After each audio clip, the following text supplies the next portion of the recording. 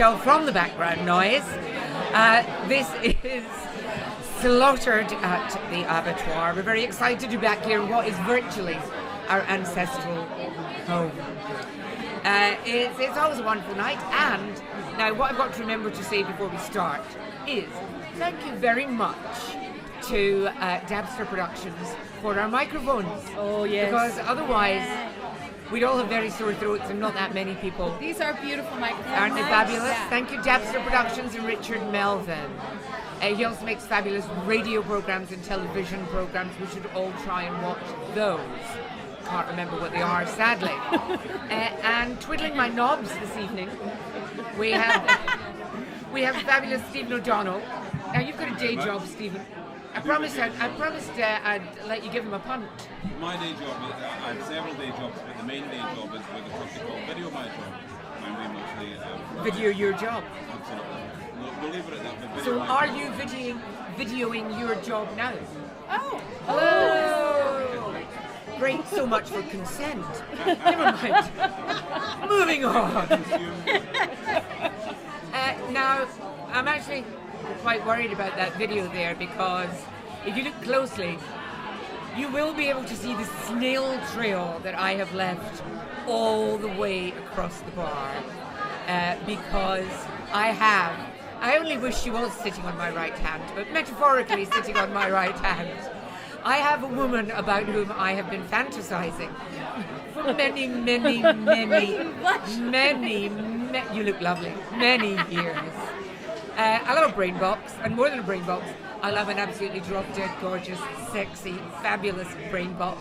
And there is none sexier and more gorgeous and more brain boxy on Criminal Minds than Penelope Garcia, who in real life is Kirsten Vangsness, and she's here! Right here. So excited. Oh, thank you so much for having me. Thank you so much for. No one's ever so openly expressed their snail trail to me, and so my heart is beyond warmed by that. There are parts of me that are warm that are nowhere near my heart. I love it. And I thought, she said, see, look at that, voice is gone. I thought that as it's your first time in Scotland and at the festival, then I would introduce you to what I consider to be the flower of Scottish womanhood. I love it. Two women who are better and funnier and greater than most women that I've met in Scotland. There are a lot of women in Scotland, but these women are particularly wonderful. And on your right is, I just think she's the best comic I've ever seen. And she's called Martha McBrier. Stop it. You see, now take a bloody compliment, McBrier. Okay, I'll take that. I am, in fact, the best comic she's ever seen. But thank you very much. The best. I saw her in, 2004, 2006? We were both very young. Yeah. And she was doing a show in what might best be described as a hovel. And a toilet with a carpet. A toilet with a carpet. And somebody had told her that I was coming along to her show and that I hated all women. And she might have had a medicinal brandy or 3 before the show. Well, I had to. The barman said to me, there's this reviewer and she hates women. She'll hate you. Have a brandy. So I wasn't fond of a brandy, but I drunk it anyway. And I said, what should I do? And he said, to be honest, hang yourself right now from the Venetian blinds. He says, because that's it, you're fucked. And I thought, well, if I am, I don't care. And I just went on and I didn't care. She seems to like that. Who knew? And this year's show is about suicide. Yes. Which we'll talk more about later, not necessarily suicide, but the show. And then on my left hand is Elaine, who, she has a history of incontinence and is now on a mission to exercise and improve the pelvic floors of women everywhere. All of them. Those women with big, strong fannies like bulldog clips, because it's nice. I just give you a round of applause?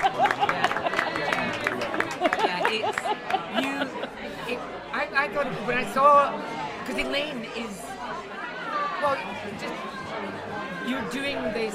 You're on this kind of mission to talk to people about, especially women, about kind of squishy things in health, like fannies and squishy bits. Yes. But doing it through comedy, so as nobody gets embarrassed. It is my actual job. Like, you know, I'm a fanny physio, which is it turns out to be a thing. Physical therapist. Yeah. Oh my God, that's what my play is about. Because one of my best friends is a pelvic floor physical therapist. Oh, that's the and I have vaginismus. gone to one of you myself and had you go up in my business. It's brilliant, isn't it? Really brilliant. works. I think every woman, even no matter how great your fanny is, and mine's great. Everybody's fanny is great, to be clear. But no matter whatever, you should do that at least a couple of times. See, she's not even seen the show. I She's know. got the split You sorted. would love the show. Yes, I would. You could be like a team leader Yes, in the show. absolutely. Because, I mean, the exercises. Do you do pelvic floor exercises, Martha? No, but I do have a DVD, and I always make you watch it because I would like. I'm not going to lie. I would like to enhance what's there. Actually, in my show, the suicide takes place in a vagina. Really? Yeah, that's why it was dark. Well, it doesn't, but it will now. I saw See a theme on your career. vaginas. You don't see. Not a bad theme. I've just seen a show by Candy Gigi. Arguably, certifiably. Please be quiet. Oh, honestly, people will insist on enjoying themselves when we're trying to podcast. Ridiculous. But there's a lot of vaginas about. This year, the Candy Gigi show is introduced by a talking vagina. There's a lot of it about. So,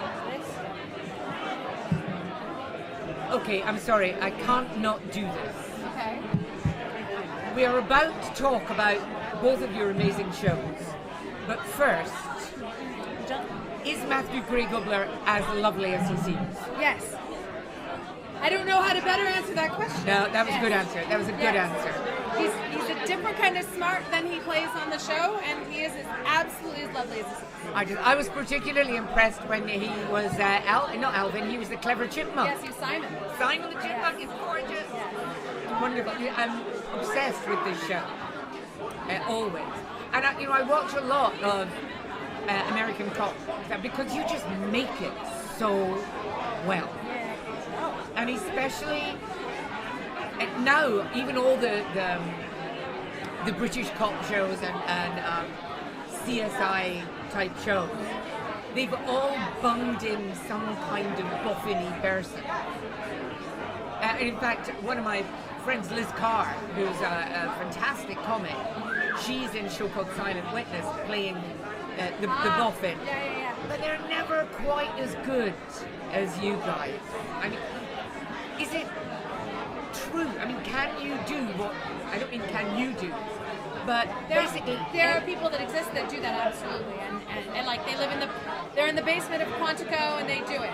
I am a facsimile. I'm a not. They kind of go. We think the unsub might be a man in a blue suit, Garcia, and you go on the case. Well, not that you speak like that. And then you do a lot of things, and you go cross-referencing men in blue suits with. And that is all acting because I cannot type at all. I type with two fingers, and I know nothing about computers except what she has taught me. So, but we are neighbors, me and her. We have the same belief systems, but we're a different kind of smart. But it is so exciting when people like the show because it's nice to play the empath on something that is so violent. It makes people really bond with her, and that's really cool. Well, it's just, if I admired you before, as I did, in so many ways, I admire you even more now. And is it weird? Sorry, it is the last Criminal Minds thing because everyone else is falling off their seats with boredom, apart from Martha. Is it weird to come over here and not be instantly recognized? Oh, no. I mean, I live in Los Angeles, so I'm not instantly recognized. It's not, people don't watch that show a lot in Los Angeles. Some people do. And sometimes I go, in America they do, like, but not in LA. So, but I'll go depending upon where you go. You're either recognized or not. But even here, it's the same as it is in America. I'm living my life, and someone is staring at me, and I go, oh no, there's something funny in my hair, or is my bra out, or what? And then you're like, oh yeah, you're on a TV show. That's right, that's right. And then they come over, and then they talk to you, and then you're like a friend in the world, and it's like, oh my God. So it's always very pleasant, because if people didn't watch it, I wouldn't have a job, and I love that job very much, and it's given me a lot of privilege to be able to come here, to be able to take a whole group of people to come to act. That's a real big dream. So no, it doesn't freak me out. The show is ending, and I know it's already done being filmed. I wrote the series finale. I'm sorry. You wrote I wrote the series finale. It's quite good. I mean, I co-wrote it with my boss, but it's quite good. But I can tell you that I had a minute there where I realized, like, oh, I'm not going to be. I mean, what if I never work again? What if this is the only job I ever had? And I was somewhere, and I remember I was in the queue getting something, and no one was recognizing me. And I thought, well, Kirsten, no one was letting me go to the front of the line. I was like, well, this is good. It's good that we're healthy. This is what life is going to be like now. It's okay. And this is what it was before, and you'll be fine. And in that minute, someone came over to me and was like, excuse me, are you? And I have never been more friendly to a person. I was like, here's my license. And like, I was like, yes, take a picture with me. Let me give you a kidney. I was so like, so there is that like bit of your ego gets stroked by it, but I don't need it. Sometimes it doesn't happen. It's a very inconsistent stimulation. It's not a constant stream of whatever. So yeah, hope that answers your question. Because you're part of a proper theatre setup with these guys you're here doing the show with. I am a member of a theatre company in Hollywood called Theatre of Note, and we have been around for about 30 years. Longer, I think 35 or something. I've been a member there for almost 2 decades. Wow. Well before I had the fancy day job. There is a sign in our bathroom. We have one toilet in the whole theater that the audience and the cast has to use. And there's a sign up in the bathroom that says, please unlock this door when you're done so that the cast can get in. And I made that sign when I was still working as a substitute teacher. And it's still up there, like still all laminated, real nice, because it's still. You were a teacher, you could laminate. Yeah, exactly. Skills. And yeah, so we did the play we're doing here called Cleo, Theo, and Wu. We did that play in America, and then it was a big dream to come to the Fringe. It's a big dream for theater artists in Los Angeles to come. For us to be able to come and do this is like just a dream that all of us had. So we shortened the play, and here we are. So you have had a real job. I've had a series of real jobs. I defrosted rats at a nature center and fed them to snakes. I worked at a bank. I was a substitute teacher. I wrote grants. I worked at a group home. I worked at a murder mystery dinner theater. I worked at a bookstore. I've had a lot of jobs. Wow. Because it's both Martha and Elaine have got real jobs. Yeah. And most of us have day jobs, but they're extraordinary actors. It's not, you can't judge because someone's on television or something that you're Absolutely. a valid performer. These are the best actors I know, and I am the only one lucky enough to have a job to make. And the second you get paid for it, it's now commerce. It's not art. So you can't say that it's a big fallacy that those are not. Yeah, they're just not equivalent. Like they're just not. And very few people. Only real artists can get up and do stuff in front of people and just be like, here you go, like, and especially in this kind of environment, it's like. But I think that having a real job or having a foot in the real world makes you enjoy the performing more. Yes. Because, Elaine's a physiotherapist. It's not going to be usual that after a fanny tightening session, right, the guy will, the woman will leap up and go, yeah, woo, woo, well done, yeah. Right. Or, Martha works in the helpline and with with vulnerable adults, and they're not going to turn around en masse. Oh yeah, Martha, woo! Or give you stars for your consultation. But it's funny because I was talking to somebody about this today, about day jobs and, you're not a real performer if you're having to work and all this. But the thing is, if you're a comic, a writer, if you didn't have a day job, what would you write about? You're not in life. You know, you need to be living life to observe it and observe people, and also to pay your bills, because comedy doesn't pay that well unless you're on TV. Yeah. So there's... I know, I think... That's all I want to say on that. But you... Elaine, how many years have you been doing the shows? It's the third year of Third this year. show. So it must have been a bit of a revelation to get your first kind of standing ovation and room full of people falling about the place laughing. I'm still not very sure how to react to it, because most of the people that I talk to about vaginas I live with, and they're teenagers, my teenagers, and they don't approve. So to have people going, actually that's really interesting, ha ha ha ha, instead of, mum, shut up, is a huge thrill, yeah.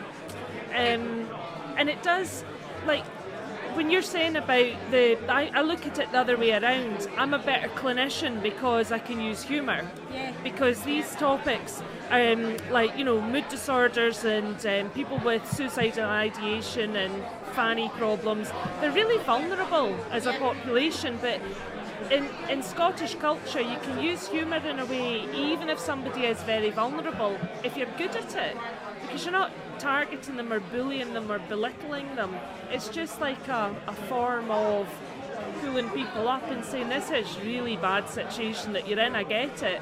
But, Yeah, and you can connect with people right away with humour. Aye. Even if they're a stranger, even if they're suicidal. It's not the first time I've said to somebody, you might have picked a bridge where there was a sandwich shop handy. Aye. Help us out here. But, and I totally agree, if you're working with people, humour is one of the best skills that you'll use all the time. And I'm interested in that from a clinical point of view, because there's no evidence in it. Like, there's lots and lots of research looking at mood disorders and people with, like, depression. We know loads about that. But people that are happy and sunshiny, we don't know what that is and how it works. But there's something that you get very good at if you're able to communicate and pick the thing that'll make that person connect with you and use it as a shortcut. Yeah. Just instinctively, And it's amazing. You'll know working with people, you work the room every day of your life. Aye. Every day of your life, you work the room. You assess people, you Aye. see, right, what will work with you, what won't work with you. Yeah, that It's a transferable skill. There's lucky. Now, the show. Tell us about the show. It's a suicide that takes Because place I have in to a say, there's vagina. a cast of about 56 waiting to talk about Kirsten's show. Okay, nutshell. Right. No, well, no, a big nutshell. Right. Okay, now I'm mixed up. What size is my nutshell? Is it the right? It's Let's perfect. say- Your nutshell is perfect. Okay, we're talking quite a big walnut here. Quite a big walnut. Okay, well, it's a show about being bullied into feeling a way when you don't feel that way, when you're told to cheer up. It's called happiness bully, and it's a thing I hate. I hate people being coerced and kind of harangued to cheer up, and it talks It about might how never that happen. happens. Chin up, love. Yeah. That's exactly it. So it talks about that. It talks about a bit of country music. It talks. There's a good-natured bit of suicide in it as well. A bit of good nature. I have to say, you're not kind, not at all kind, about Dolly Parton's masterpiece, Coat of Many Colours, which is a particular favourite of mine. You a country music fan? I love Dolly Parton. It's a favourite of mine. I love Dolly. I love the song. Yeah, but you diss the coat. You diss the coat. There is major dissing of the Coat of Many Colours. Because it's a shite coat. It's a song about a coat That is shite. She says it herself. She says it She at the does end. it. There is at no point in that song does Dolly sing the At coat the was very shite. end, she says, it's a shite coat, but my mother made it and that makes it beautiful. I'm going to listen to that song again. I'm sure she doesn't say it's a shite coat. Can you back me up? I think she says it's a shite coat. In Dolly speak, I remember correctly. Really? And now, can I just And ask, I don't make this stuff up, it's there and I observe it and comment on it. fact, from life, from your real life. Fact. Can I just ask how that felt there in your mouth, if I can get personal, because Americans don't tend to say shite. Oh, I love it. I actually, tonight, I usually say in the show. There's a part where I say and today I said Oh, I you're like the way you guys say it assimilating. so much. And I thought, I'm going to start saying it like that. Oh, yeah. No, it's... You'll be unintelligible to people in LA by the time you go back. Oh, we can teach you some Scottish words. yeah. Oh, right. Fanny what we words. teach you? Fanny. Foof, Foof, Yes. Yeah. snatch. snatch. We say Yeah, snatch. You say snatch. We say snatch. You? Yeah, we do say snatch. Oh, we've got so much in common across Yeah, I the know. pond. Isn't it? You can just hear the barriers breaking down here. Gies a swatch your snatch. May I look at your vagina? Yes. Give us a shufty of your mufti. Shufty. Now that's a great word. It means a look. He's a shufty. He's got them all. Wow. And because I think he's used most of them. I have to say, I'm having a bit of a flutter in response. It's very good. Well done. Now, are you? Is this a new show this year? It's an improved show. So That means it's the same old shite, but she's had more practice. that you've never reviewed, to be fair. I have to keep going until you finally do. You do? You did put a thing in the diary. Yeah, you did. Why not? I reviewed your show last year. You put it in the weekend diary thing. You did say nice things about it. Have you not reviewed her? I was oh No, my you God. did. You were really nice about it. You said about the chicken would change your Chicken, yes. life. Yeah, you did. Oh, I feel terrible now. Well, you Right. shouldn't. I'll squeeze you in. Hilarious. I've got busy over the last year because the show did well last year, thanks to Cop's great review. Then is that She's having a rescue? go now. I realise I'm really cross about all of this, like actually furious, because all these women are pishy and it's really easy to fix. Pelvic floor exercises are cheap to teach, free to do, and the side effect is it gives you a good orgasm. Like, it should be a hard sell. So I wrote to my MSP and I got all political. I went into the Parliament and told them off and said, I can save you millions of pounds and I can make your penis stronger for longer. You should probably phone me. And I'm getting all excited about actually being able to get things changed and put pelvic health into the baby box and stop women's fannies from falling out. I'd quite like that. Absolutely bloody marvellous. Talking How of has she fannies, not got an OBE? I know. Well, she's got a fellowship of the something or other. Aye.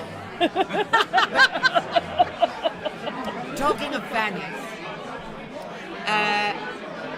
you're doing a show while we gather the hundreds and thousands of cast members back. I'm just going to ask you about your own show, Okay. the one-woman show. Yes, I do a one-person show called Mess, and it is about, it's loosely autobiographical if my mother is in the room, and it is about quantum physics. It is about church camp.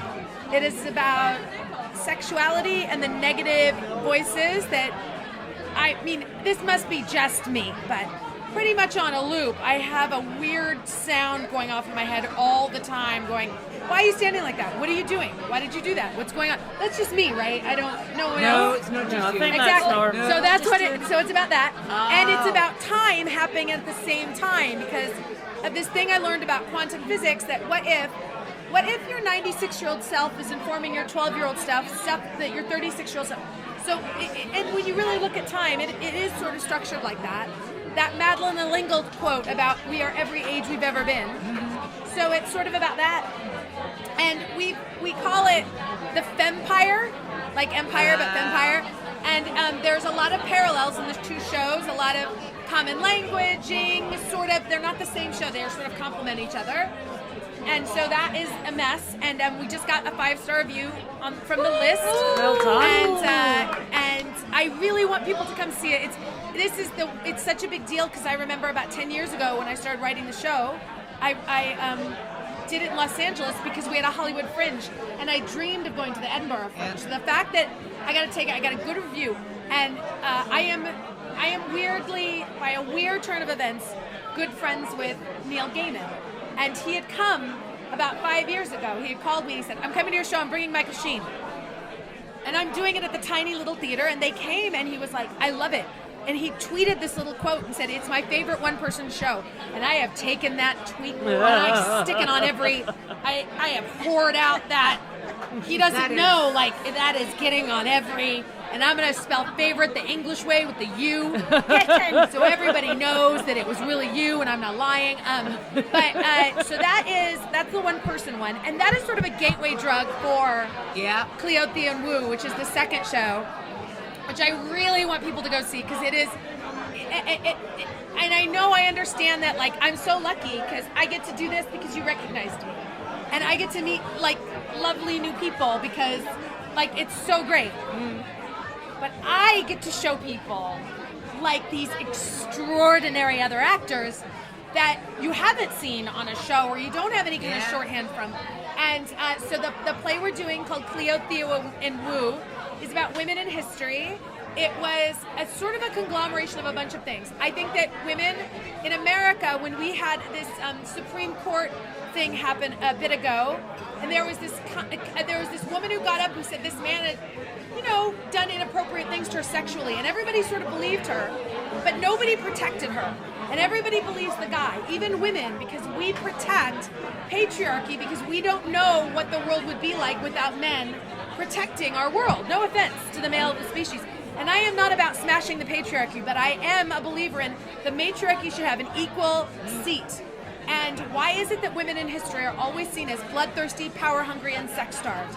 And why is it when our president called the woman running for president a nasty woman, I felt both ashamed and at the same time I have wanted people that I've had sex with to call me that.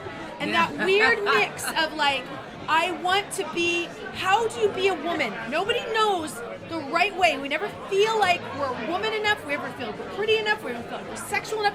We don't feel like our vaginas do the right thing. And so it's a mix of that. It's a mix of the stories we tell ourselves. If I tell any woman, we pull every woman in this whole place, and I said, tell me every time something inappropriate happened to you.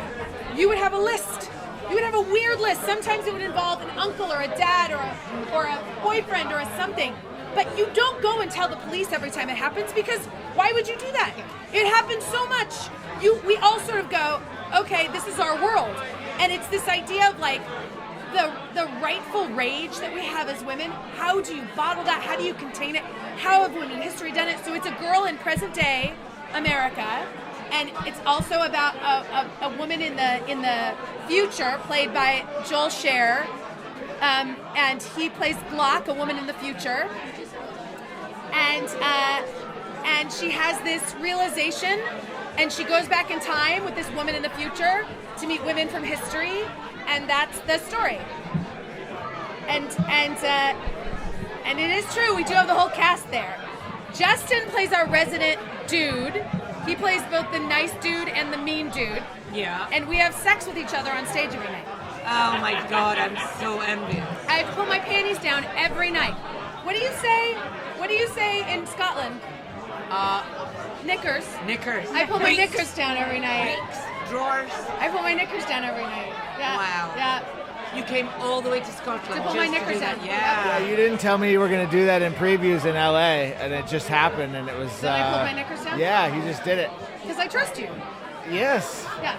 And she also gave me her journal. There's a journal in the play that I come on stage having read, all her secrets. And in the previews for this show, she handed me her journal, and it was actually her journal. And she said, "You can read the beginning and the end, but don't read the middle." And I said, "I'm not going to read any of it because it's a journal." But I walked around with her journal every night, and it was it's like I've never had a more precious prop.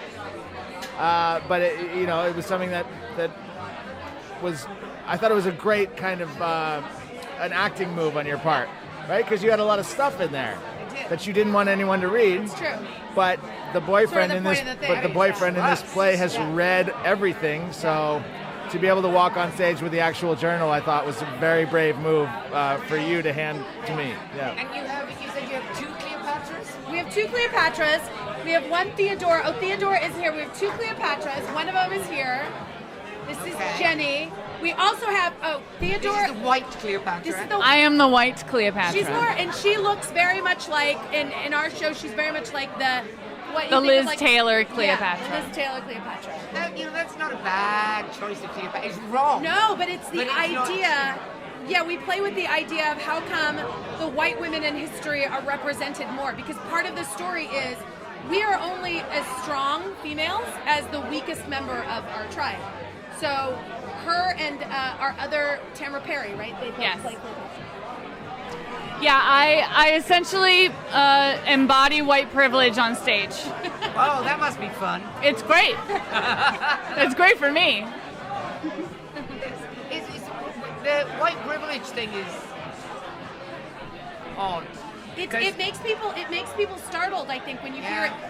Depending upon who you are, when you hear the word privilege, you can have a bit of a startle, like, I don't have privilege. And we kind of talk about that in the show, because I think it's, just because you have privilege, don't mean it's going to get taken away from you. And we explore that in the show, like, especially your characters, about power, right? Yes. Like, it's a difficult conversation, because no one wants to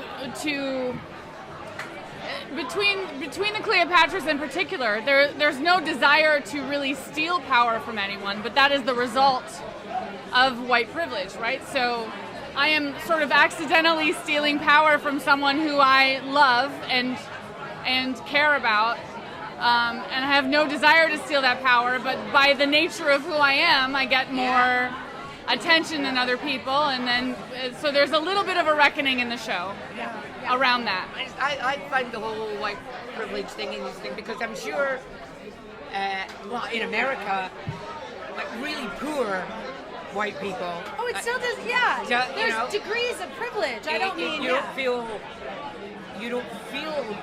privilege. No. We actually talk about that. We have a monologue at the beginning of the show where Lucy is reading off of her journal, and she's like, "Oh my God, I have all these things, and I don't feel privileged. So how come people call me privileged? Because I don't feel privileged." And it doesn't mean. I always think, for me, if a word startles me and I get all freaked out and mad, I have to look in here. Yeah. To look out there and say, "Oh, you shouldn't call me that." I think that is suspect. When I get offended by something, that's when I need to take a step and let me check myself. Because to be offended by a label is essentially a problem, right? Yes. In Scotland, because we have a less multicultural society than you have in America, and the racial tensions are different here. But we have lovely architecture in all our big cities that are built on profits made from slavery. Yeah. So we haven't had the same tension in our society because we are mostly all very, very pale. Right. And if we go out in the sun for more than about 20 minutes, most of us die because we are so pale. Right. Right. And I was, there's a museum in Liverpool about slavery, which is fantastic. So I dragged my children to it. See, we live in this lovely place with all of this beautiful architecture and all of these statues up to these rich, powerful white men who bought and sold people. So, we don't. And it's interesting. We don't talk about men. Usually, men and especially in America, they've done these great things. No one talks about that they had all the bad things they did. You talk about the good things they did. And they put them on money, and they put them on statues. And it is a question we talk about in the play, like, how come there's just as many women in the world, how come we don't have as many statues or money? And I don't think it's all the men's fault. I think there is something we do implicitly as women that it's just something to be very careful about, because if we're not careful with femininity, it will be destroyed. And that is the thing, because femininity is so gentle. That's what's so great about Joel in the show, because Joel plays... That would be your cue to come into a microphone. Joel plays a woman in the future where female has been decimated. So we actually explore this idea of because everybody has masculine and feminine inside of them. Just some people default more to the feminine than not. So Joel plays a person, and this is fascinating and very Scottish. When I wrote the play in America, we made up a weird language because he comes from space. So humans are called, what are they called? Humes. They're called Humes. And women are called what? Wohumes. I did not know that there was a Scottish philosopher named Hume. So we go walking down the street and we see Hume, and me and him both go, oh my God, we're dreaming the dream of the dreaming of the dream. Like, it was the weirdest thing, right? Yeah, absolutely. So Joel plays Glock, who is a woman from space. Well, because there are no women where I live, and as Glock in space, women don't exist. But I identify, I feel there is a woman, and I feel that inside of me. But more importantly, I feel that if I find a woman, the wars will end in the universe. So I go back with the help of the women from the past to... If there are no women, how do you know you feel like a woman? It's a strange thing within my soul, my heart, my body, my spirit. And I'm ridiculed by it, by my colleagues in space. But it echoes very much what happens And there's a line in the show Earth. where another character says, she says, do you claim yourself as one of us? And he says, yes. And they say, the woman is more than the what you can see part. And I think that that is important, because there is no right way. And some people are born a different gender, or some people are born with weird, sexual organs that don't line up with the regular. There are parts of you inside. So when I talk about being female, I don't talk about necessarily you were born a female. I'm talking about, I think to be feminine is the space to create, whether that means babies, bread, words, jokes, whatever. It's space. Femininity is giving space to create. We're the only creatures that can create something from nothing. So whether that is physically a baby, or like the actual act of creating something from nothing, is a very feminine act, I think. And I think that is what... So you go back in time to find the women to do the work and fix the fucking problem. Is that not? That's how the story goes. Just a wee bit stereotypical, like just outsource it, we'll get a woman in. Yeah, kind of. Yeah. Well, in my mother who told me this. There is a quote from the Dalai Lama, and I always think about it, and I think it's true. And it is, the Western woman will save the world. Wow. And I think that is true, because Western women are the women who we have words, power, ability. We are the ones who can be the finger pointers to people that are less privileged.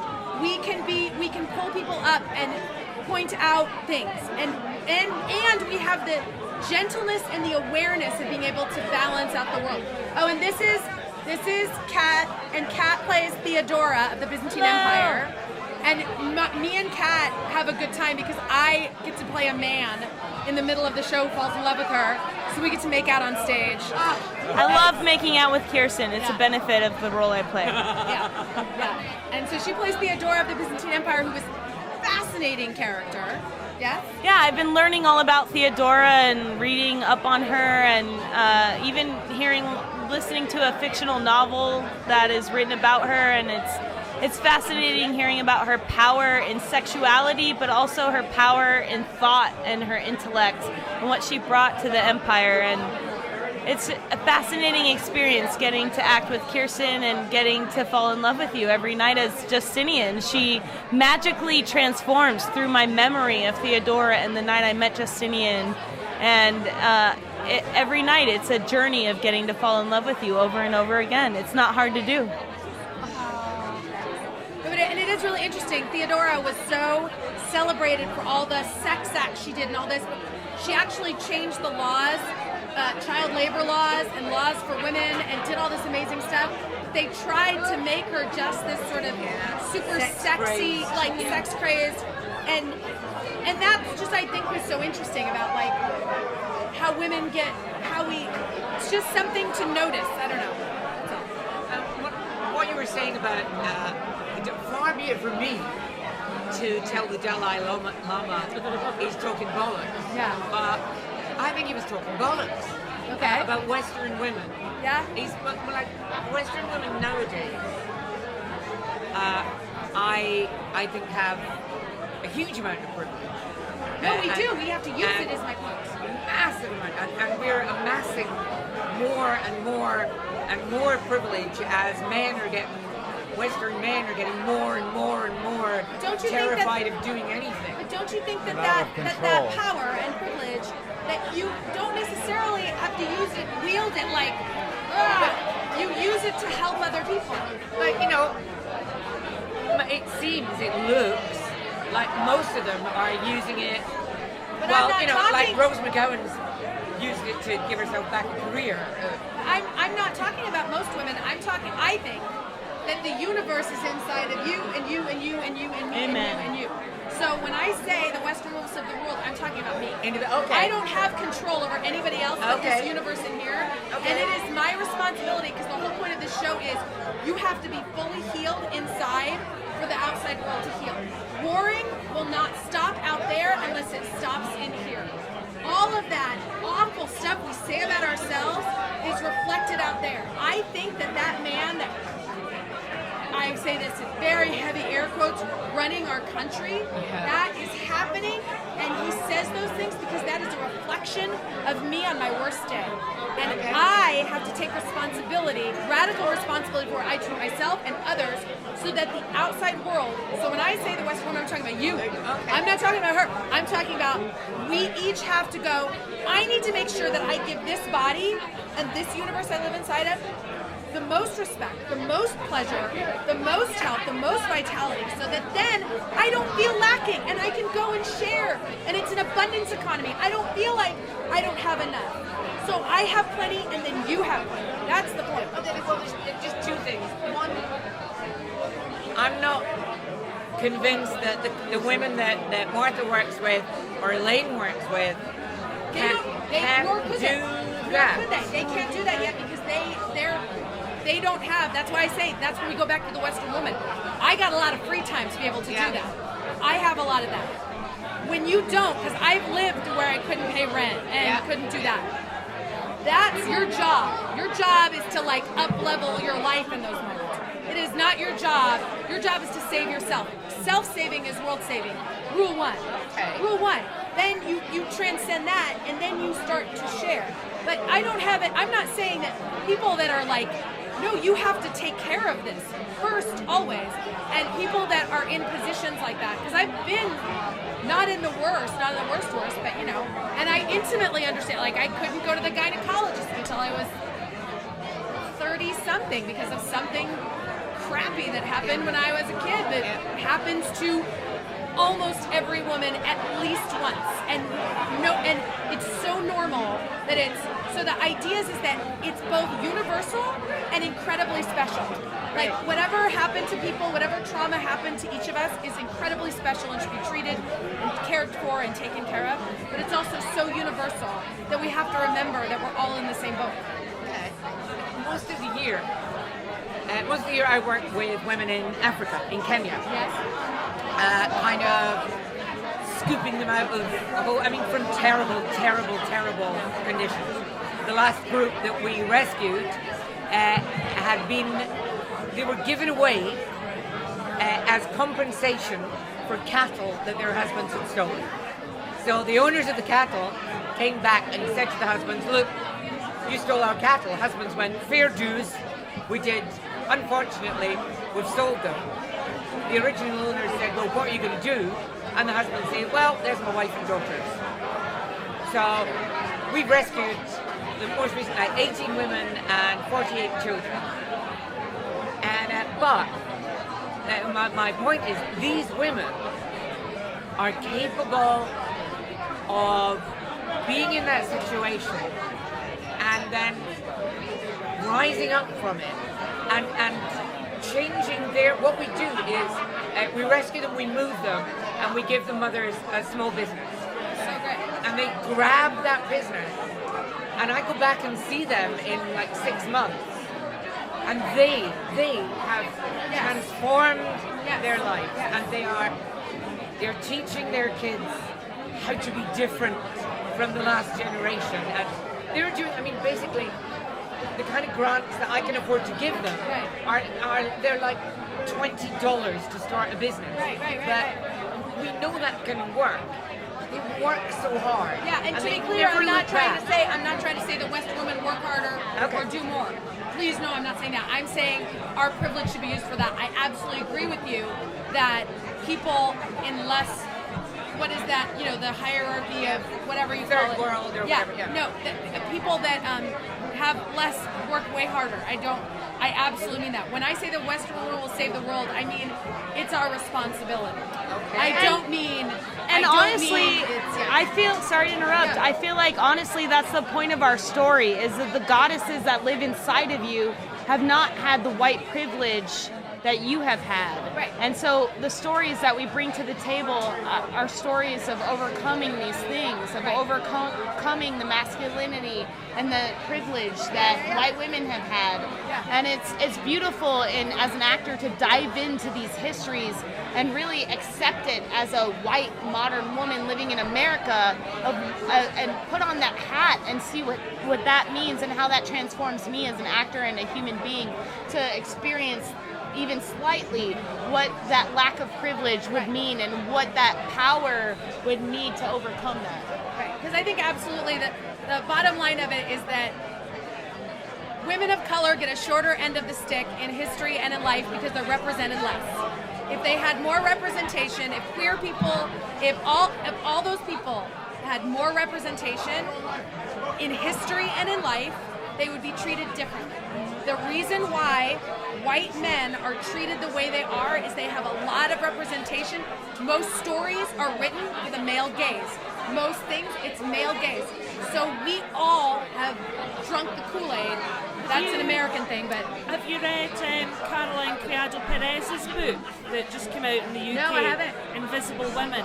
And she talks about the way that women's information is missing from all data and how society is constructed about that. And she's really interesting. Yeah.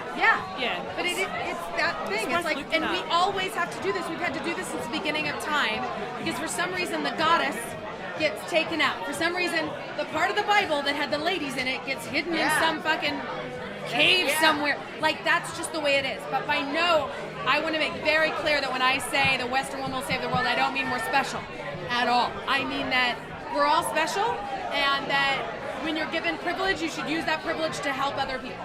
That's what I mean. I think one of the other ways all kinds of minority groups disappear is that an awful lot of information comes filtered through television nowadays, television in Hollywood. Yes. And we have got a Hollywood in 2019 where out gay actors are still few and far between. Out female actors, few and far between. And when they do come out, half the time it's, well, that's you not getting any more leading man roles. Yeah. It was really devastating is too big a word. But I was so, I'm not really a Tom Hanks fan, but I thought he was great and big. But they make Philadelphia, and you have to have like Mr. Happily Married Straight Man plays, they didn't look remotely gay, and that was such a landmark. And it's not that different now. It's just not. And I do think that is one thing that women maybe get better, because I'm very openly bisexual and no one's ever batted an eyelash and I've never had not a big deal. But I do think there are certain things that, and it is interesting. We're all sitting here and we're all having this conversation about race and it's a bunch of white people. You know what I mean? And I mean, true, Lisa Dring, who is my director, I'm saying we're all talking about privilege and race, and we're all white people. I'm not a white person. So we'd like you to come and be our token non-white person. Just to make us feel better about ourselves. We were talking. We were talking about how privilege and how that the story of what we're doing. And just then we were talking about people representation and how you always have like a straight guy playing the gay character, or like in our show we were talking about privilege and help me out. Well, I'm on the right track, right? You've given me all these martinis. So when Lisa came in and pitched the show, what was interesting is a director had come in and pitched right before her. And had said, you need to make the lead not white, because then you're still doing this story about a white savior, and I was like, but wait, that's kind of we kind of need to tell the story as a white woman. I'm not trying to. And then Lisa came in right after that, and I liked everything she was saying. And then I thought, I wonder what this girl thinks, because she's so smart, woman. You know what I mean? Yeah, when I say girl, I mean it in the strongest way possible. And so I said to her, I was like, I have a question. Do you think who should play this part? And Lisa said, I've seen your one-person show. You should play this part. But no, it needs to be you. Absolutely. And I don't know why that brought me peace. Maybe because I really wanted to play that part, and I know I was going to audition. But she has been so helpful for me in terms of understanding what a gaze I have of different, because I'm just one.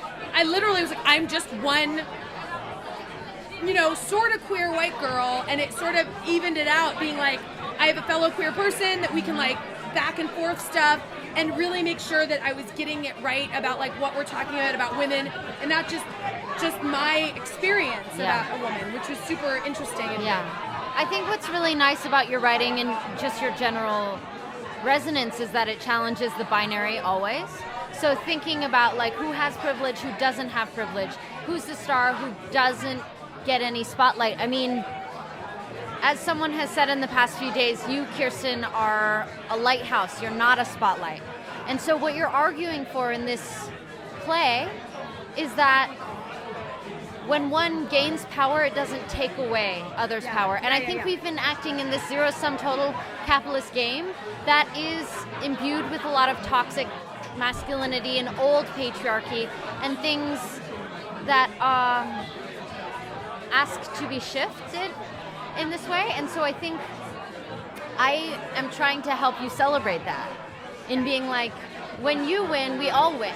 Yeah. Even looking at this show, like we're all here right now, and a lot has to do with the power that Kirsten has. We're sitting in around this table right now drinking these fun martinis because of how successful you've been and how influential you are. Yeah, but I mean, also, it is that abundance economy thing. Yeah. And also, at the same time, I'm the very person that, like, when you said, like, when you don't get recognized, like, yeah, I don't like it. Yeah, I don't like it when other people get attention and I don't. Yeah, I get upset about it if, like, I was flirting with someone and then it doesn't work. I get angry. But also, I have to remind myself, like, there's plenty for everybody. Power is not mine to keep. It's, like, meant to be, like, money. We are the steward of the money. You move it around like water. You share it. You do whatever, or it gets weird. You know what I mean? And what's so great about Lisa is not only is she a great director, but she's been my dramaturg and has said to me, like, this scene needs to be, right now it's 4 pages, needs to be 2 lines. And she'll say it in the most normal way. Like, you can do that in 5 minutes. Oh, yeah, okay. And she has such faith that I can really do it. So, it's been a real joy because I get to get a lot of the sparkly shiny about this, but I get a lot of sparkly shiny from a lot of different people, and it's nice. It's nice. you are all of you together once you go away from here. Oh yeah.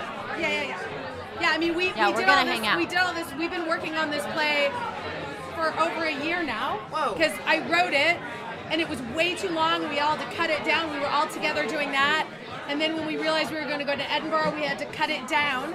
And suddenly, how do you express all these different things in a short period of time, in an hour? And I had to write music. I don't play an instrument. I don't, but my brain was like, you have to write songs. I was like, what? I had to sit down and write songs. And I hummed into my phone. And I called friends who play string instruments and said, can you record this? And I wrote lyrics. And now it's a musical. And they all went along with it. Like none of us thought we were going to do a musical. But now we're doing a musical that partially takes place in a woman's vagina. Wow, that's what you need, Martha. You need songs. Yeah. I know, but do you know that there's one thing, if I can get one thing from this today, if you'll do something with me, Kirsten. If I say, have you got a flyer? And you say, sending it to your phones. Okay, yeah. Like Penny. Ready? Go ahead. Have you got a flyer? Send it to your phone, baby girl, right now, coming at you. Is that good? Could you hear me? Look, Martha has completely changed colour. She has completely changed The colour. happiest day of my life.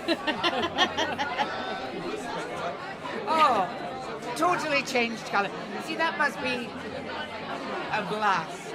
Yeah. To be able to do that for people. Cause it's like a superpower. Yeah. And you know what's nice about it? It has nothing to do with me. It's everything to do with you, and you don't know it. Like you think it has to do with me, but I was in your living room, and you were looking at a two-dimensional image of someone who looked like me. That wasn't me, but it was in your living room, and all the feelings you had about it, you created inside your body. So all of that is you. It's your reflection about you, how you feel about you, but you feel more comfortable to project it onto me, which I'm fine with. But I know it's about you. And So how are you saying I think I'm great?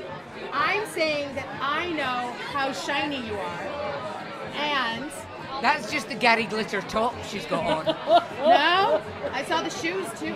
No, I'm saying that I understand that has to do with you, and that's what I think is so great is that like you're letting people let their freak flag fly or let their whatever, and it's all them, and it's so neat to be like, yeah, look at you. I think that's really Power cool. of Kirsten Vangsness, everybody. Power of Kirsten Vangsness. I mean, there are so many people who get adulation and what you're talking about, the power that comes with fame and all of that. And I can't begin to imagine that any of them uses it as well as you do. I don't know. I have a good time.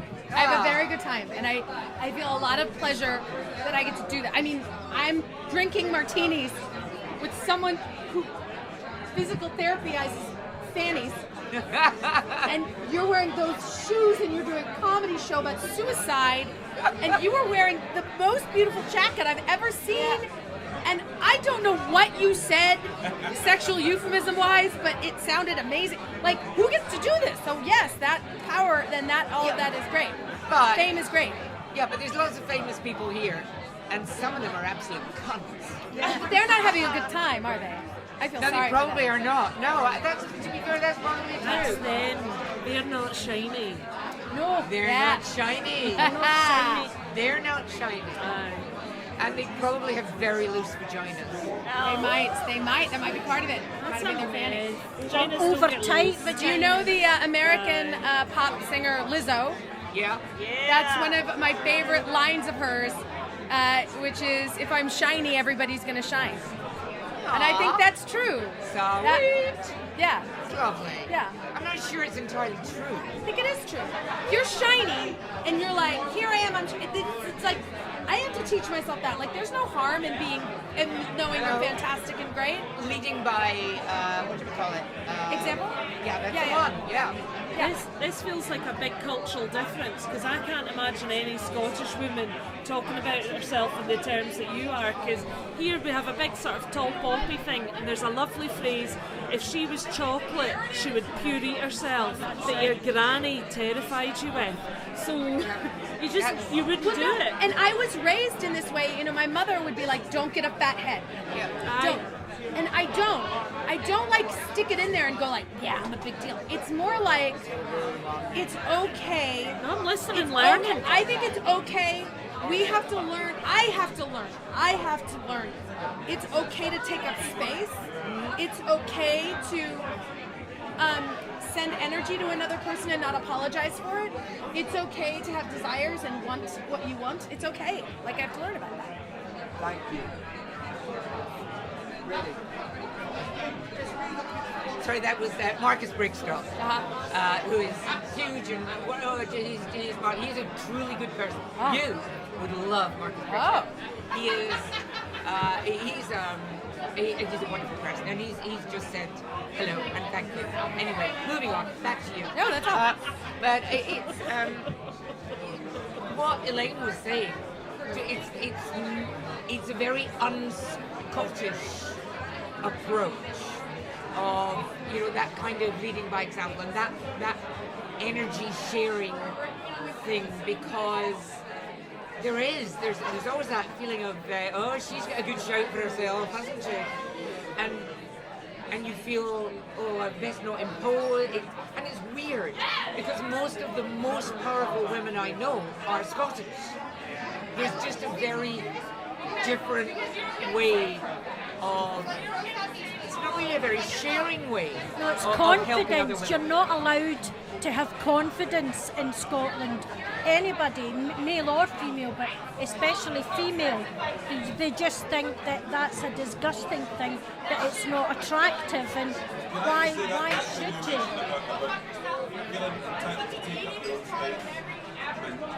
And be aware of yourself. Yeah. That's actually a very Scottish real thing. You know? Yeah. Really. And I think that might be true in America sometimes too. I don't think that's so strange. Absolutely. Working with Kirsten has been an illuminating experience, because I think for the average American woman, we're afraid to take up our own space. And it's not, even we have powerful women in America who do similar things that you're doing and empower us to do so, but it's still a scary thing to do on a personal level. There's so many things about American culture that make us feel small, and working on this play has illuminated the power within ourselves, and thank God we're here. Thank God we're here doing this experience and showing this play to the world and illuminating your point of view. What were you going to say, Elaine? About Scottish women, like what you were saying, they're very quietly strong. So there's a lot of Scottish women that take no shit from anybody and do amazing things and get themselves galvanised with groups of women and achieve stuff politically or socially and within their own families, but they just do it in a different way. They get on with it. But I still think that's being shiny. It's just a different kind of shiny. You know what I mean? It might not. That's it. Yes.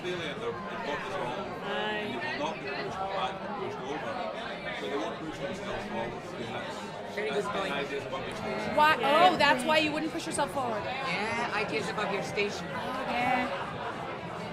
Is it because you always think? You know, and it's interesting because I understand a bit of that. I grew up in a very tiny town in California. I was very different looking than other children. I would get there was a thing in my school where you got trash canned, you got thrown into trash cans. I got thrown into trash cans all the time. I was not supposed to be anybody. I was certainly not supposed to be an actress. I was not, and I got told all the time, like, you are never going to do that for a living. And I knew I wasn't going to. And I didn't dare act like I was ever going to do it for a living, but I was good at it. So I just did it on the side, and I had other jobs. And then it became the only thing I was good at, so I just kept doing it.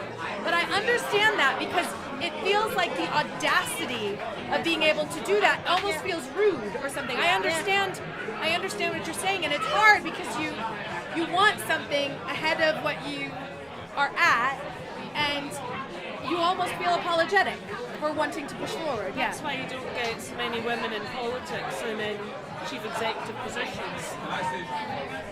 Can I say from my mind, the main fault that someone like Hillary Clinton would have is that there always seemed to be a little bit of an apology about her, where she was strong, she was standing up for herself, but she was kind of apologising at the same time. There was that tone, and I love Hillary. I think Hillary's great, but there always seemed to be that element, and people would play up on that, and it's something that was felt rather than really seen. That plays into the right way to be a woman, because when she was too smart, she was too book smart. If she acts like this, she's too friendly. If she's not, there's a right way to do it. A guy gets up, he's just him. But there is a correct way that she should have done, and she was trying to do it all the time, and that was the problem. And when you say apologizing, I feel like you're talking directly to me, because I do that. I walk around all the time kind of being like, sorry Amanda, are they okay? Are you okay? Like I'm so like that. So like I understand that. I don't know if that's an American thing or a woman thing or what. I have recently stopped moving out the way for people on the pavement. Congratulations. Because I'm middle-aged and I don't think I should have to move out the way of some teenage boy. And I'm getting quite good with my shoulder at shoving folk, like, because automatically the female would skirt round. I'm not putting up that shit anymore. Yeah. I don't know, I just feel really shiny. I'm as shiny as fuck. But can I say something as well? We've talked about femininity and all these brilliant things. And one of the things I talk about is the suicide rate in men, in young men. So I'm just wondering where us taking power or us being feminine or what is going on that men can't handle being alive anymore. I have a theory about that. I'm not bringing it down at all, am I? No. It's the biggest killer of men under 50 That's in Scotland. correct, yes. Yeah. And we don't know what, because of the nature of, suicidal ideation, they're not telling people, I'm very sad about whatever. But one of the things about pelvic health is that erectile dysfunction is devastating for a man. That's right. And most of it, unless there's a condition like diabetes or coronary heart disease, can be managed with pelvic floor exercises. Yeah. But we don't tell men that. So they just use harder and harder porn and more alcohol, and their mood spirals down. But I think that there's something in maybe just speaking about this openly with guys and saying, you're worth more than just your penis, love. Yeah. Because they mix and it I up. think it's also hard to be a man now, like it is to be a woman, because you're sort of women or feminine creatures want masculine creatures to sort of like be, commanding, but at the same time, don't be too much, because that's sexual harassment. It's a very tricky world where you're taught to be like one way and another way. It's a weird world we live in. I think it's hard to, and also I think that the masculine energy is so driven to provide, and when they don't feel like they have purpose and they're not providing, whether that be sexually or with money or whatever, it can be very, it can take away. Emasculating. Yeah. True. But I don't know. I think we all need a lot of 6-second hugs. Yeah. Oh, right. We're going to stop now and have hugs. It's apparently the lovely Stephen here tells me you've been talking for an hour and a half. Oh, woo! So this might well be 2 podcasts. So much for consent. You're going to be 2 podcasts, not just one. Thank you so much, Julie Miller. Just remind me, where's your show on, when, how, what? 4:30 every day at Rose Street Theatre in Gilded Balloon. Come along, there's free lube and a singing vulva. What more do you need? Free lube. And it's phenomenal lube. Oh, I have brought you some. It's very, very good lube. I'm told. No, I know. It's excellent lube. And is it Martha McBrier? Yes, Happiness Bully, 7:15 p.m. at the Counting House. It'll be dark. It will be dark, but lovely. Very, very calming, actually. And Kirsten Vangsness. And Kirsten Vangsness is doing a thing called Vampire at 8:05 at the Powder Room every night except the 14th and the 20th of this month. So depending upon what night, it's either Cleo, Theo, and Wu or Mess. And Mess is the one-woman show. Mess is the one-woman show, yes. This has been so much fun. Thank you very much to all of you. I didn't really miss having a man. Stephen, you don't count. Thank you very much to all our guests. Thank you to the Abattoir. Thank you for the espresso martinis. We will see you soon. This has been Slaughtered at the Abattoir. Well done. Thank you so much. I hope I didn't talk too much. I got so drunk.